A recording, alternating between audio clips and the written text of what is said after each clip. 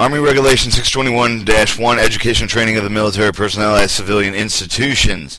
Unclassified, the Department of Army, Washington, D.C., 28th August 2007. Summary of change, training military personnel at Civilian Institution, and major revisions dated 28th August 2007. Describes the expanded graduate school program, clarifies temporary duty funding and adverse reserve officer training corps of the U.S. Army Recruiting Commanding Depot duty requirements. It defines the fully partial funded programs, authorized academic, scholarship, fellowship, competition elements, individual reimbursement chapters 3 and 4, and no commissioned officers incorporated in the degree of completion of the programs throughout. Non-commissioned officers to cooperate with the degree of completion programs. And as Title of 10 requirements clarifies the permanent change of the station restriction distant learning policies approval authority. Chapter 4 clarifies approval authority to change industrial funding and entitlements under the organizational changes and addressed throughout.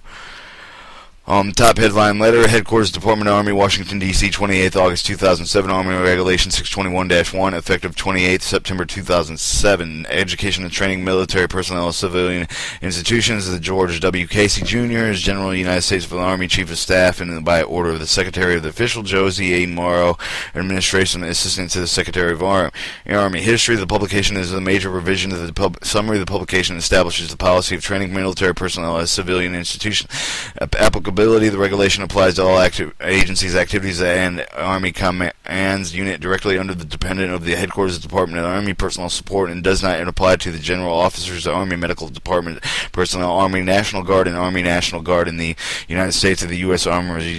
Army Reserves for the Judge Advocate General Corps. Proponent accept and authority. The proponent of this regulation, Deputy Chief of Staff, Garrison G1. The proponent of the authority to approve exception to the regulation is consistent with the controlling of the law regulations. Proponent delegate the approval authority in writing of the Division Chief of the proponent agencies, directing the report of the fielding operational agencies and grade of the colonel civil equivalent activity. May request a waiver to the regulation, provided justification, including all full analysis and expected benefits must include formal review of activities.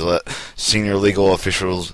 All waivers requested endorsed of the commander. The senior leader of the requesting activities forward with the higher headquarters of the policy proponent with refer to the AR 2530 Army Publishing.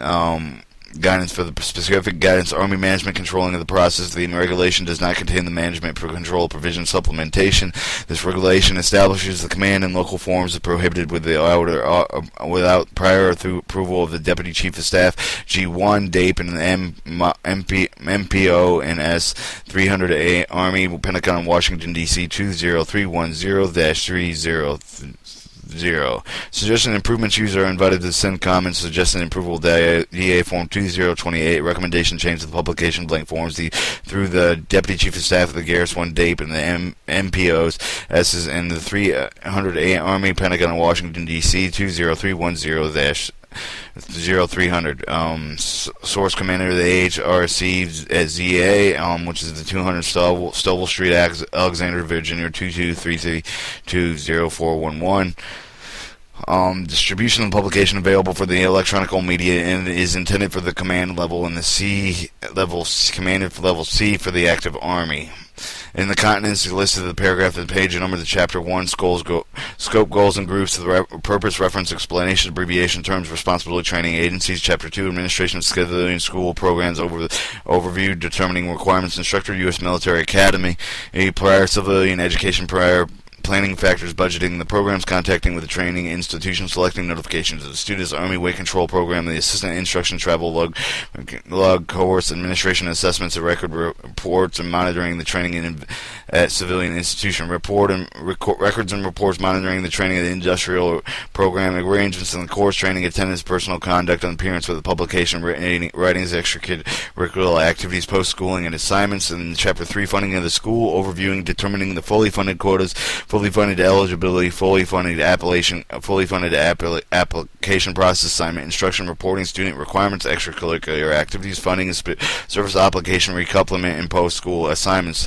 Chapter 4, the degree of completion of the program, the general determining the annual DCP, the degree of the completion of the program, quotas, the eligibility, application procedures, assignment, instruction, and reporting, student requirements, extracurricular activities, funding, service obligation, recoupment, post-school assignment. Chapter 5, cooperative degree program overview, determining annual CDPs, the cooperative degree program, quotas, eligibility, application guidance, assignment, instructions, reporting, student requirements, extracurricular activities, funding, service obligations, recruitments, post-school assignments, continents. Chapter 6, training with the industrial program, the overview, determining annual TWA, the training with the industrial program, and quotas, eligibility, application guidance, assignment, instructions, reporting, student requirements, extracurricular activities, funding, service obligation, recruitment, post-school assignments. Chapter 7, short course training overview, service obligation, requests of the training, and payment of tuition.